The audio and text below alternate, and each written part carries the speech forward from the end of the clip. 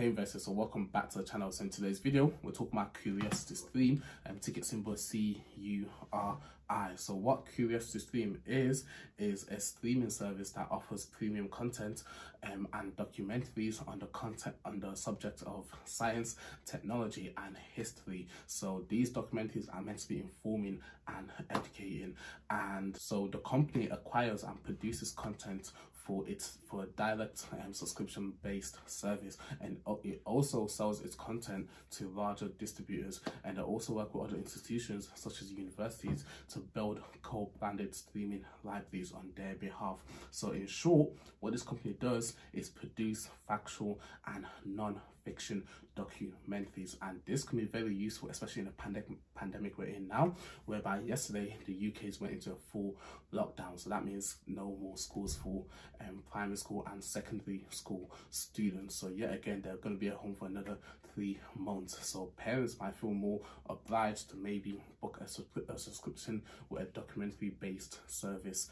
and content provider rather than Netflix or Disney, because you don't want your kids watching TV all day, and if they were to watch TV all day, it'd rather be something that's educating and informing. So I guess in a way you can consider Netflix as a direct competitor, but they do differ by the fact that Netflix creates scripted content, whereas Curiosity Stream focuses more on non-fiction and educational content. And creating these factual and educational content or non-fiction content actually costs about 10% of what it does to create these scripted content that Netflix created, such as these Netflix movies and Netflix series. And when you think about it, to create these Netflix series or movies, you need directors, you need writers, you need actors, you need costume designers, you need makeup artists, stunt doubles and a lot more. But if you're creating a documentary,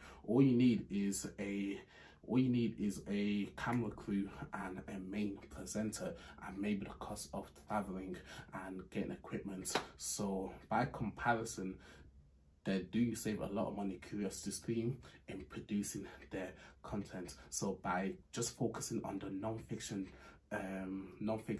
genre, they're able to provide more content at a lower cost, and that means they're able to charge as little as $2.99 per month for their subscription, whereas Netflix can't charge that amount, or even Amazon Prime or Now TV, because they basically spend 90% more in creating their content than Curiosity Stream does. And this low price and low subscription price of $2.99 will attract a lot more people. So as of now, they already have 3,000 non-fictional titles compared to Netflix, which only has 500, and they plan to expand this to 12,000 content in 5 years time, or by 5 years time. And this backlog of content would differentiate would differentiate them from other content providers, because to be fair, right now I think it's very crowded. When you got Netflix, you got Amazon Prime, you got Disney Plus, you got Now TVs, all providing similar content. But Curiosity Stream focused on documentaries and educational content kind of differentiates them in a different kind of lane, whereby they're able to establish themselves and gain more audience and more popularity. Then in 2021, so let's just talk about the finance. So not 2021 but 2020. So in 2020, revenues jumped 119% to 39.5 million, and through to 2023 this is expected to go up by 70% compounded annual growth rate to power its sales to 202.6 million, which is a huge growth. And also currently they have 13 million subscribers, and they expect to increase this to 79.1 million subscribers by 2021. And them hitting this goal can mean a huge return for their investors. Then the CEO, John Hendricks, who was the previous founder and chairman of the cable network Discovery, has been buying a lot of shares the past month in December. So he's been buying a lot of shares, over 500,000 worth of shares, and this just goes to show how optimistic he's about the company. And I thought this should give investors more confidence, because if the CEO is willing to put his own money in the line, $500,000. That shows how much he believes in the company and the work him and his team are doing, which for me is a very, very good sign. It's like that saying that put your money where your mouth is, and that's what he's doing. So this for me is a very, very good sign. Then also I feel like there's an upcoming catalyst. So earnings are expected to be released on Feb the 12th, 2021. So I believe this could be a major catalyst for this stock, because revenue subscription has been going up, which means more revenue, then we create more content. So we can see, we can expect a good earnings report, which can cause a jump in the stock price. So today it actually went up by, so it ended the day at $16.42. So it went up by 17%.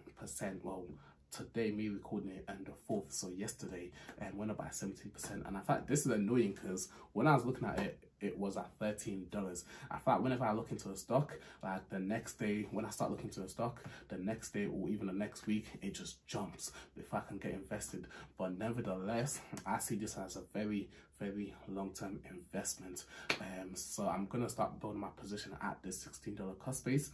Then if it does dip, then I'll buy the dip and average down, because I don't want to wait for a dip, because that's also a sign of FOMO, me waiting for it to get cheaper. Then, because ultimately you can't time the market, and that's one of my keywords or key advice going into 2021, especially from what I learned in 2020. You cannot time the market. So when the crash went down in March, people sold out, waiting for things to keep dropping so they don't buy back in. Then the stock market jumped even higher than it was before. Then people thought it was too high, let them not buy, but it kept going. So you can't time the market. So that's one of my key advice for 2021. Don't time the market.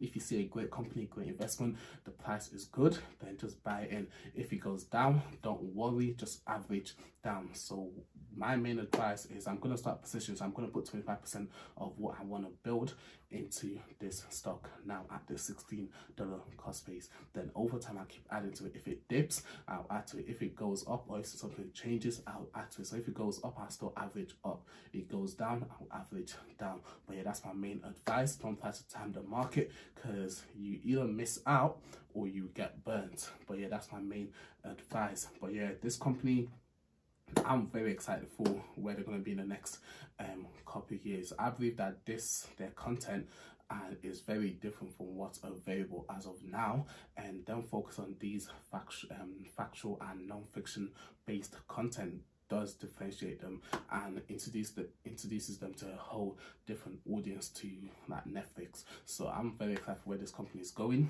and yeah, I'll keep you guys up to date with any news regarding the company.